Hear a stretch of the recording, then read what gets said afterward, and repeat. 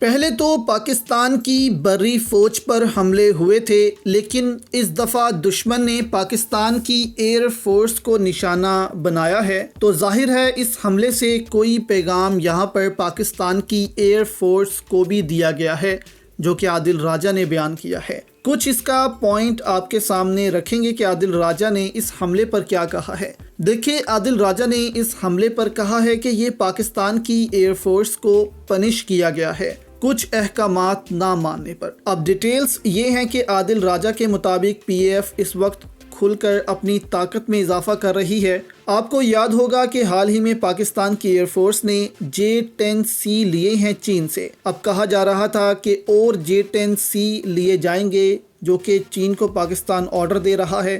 JF-17 block 3 اس کی production بھی جاری ہے، اور ترکی کے ساتھ 5th جنریشن کان طیارے کو لے کر بھی پاکستان جو ہے وہ اس پروگرام میں شامل ہو گیا ہے، اور یہ طیارہ جب 5th جنریشن والا بنے گا تو سب سے پہلے ترکی اور پاکستان کی ایئر فورس میں اس کو شامل کیا جائے گا، اور پھر پاکستان اور ترکی ان ممالک میں شامل ہو جائیں گے جو کہ 5th جنریشن اسٹیلتھ طیارے استعمال کر رہے ہیں۔ تو کسی بھی ملک کے لیے دوستو اس کی ایئر فورس اب بہت اہم ہو گئی ہے، اور ایئر فورس کا کردار آپ کہہ سکتے ہیں کہ بری فوج کے برابر ہو گیا ہے۔ اب ساتھ ترک ڈرونز بھی پاکستان جو ہے وہ شامل کر رہا ہے اپنے بیڑے میں۔ تو عادل راجہ کہتے ہیں کہ یہ ایک پنشمنٹ ہے کہ پی اے ایف کچھ طاقتوں کی باتیں یہاں نہیں مان رہی ہے۔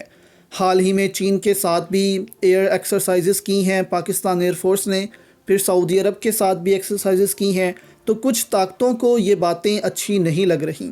ساتھ احمد نورانی کی ٹویٹ بھی آپ کو سناتے ہیں، جو انہوں نے میاں والی کے ایئر بیس پر حملے کے بعد کی ہے۔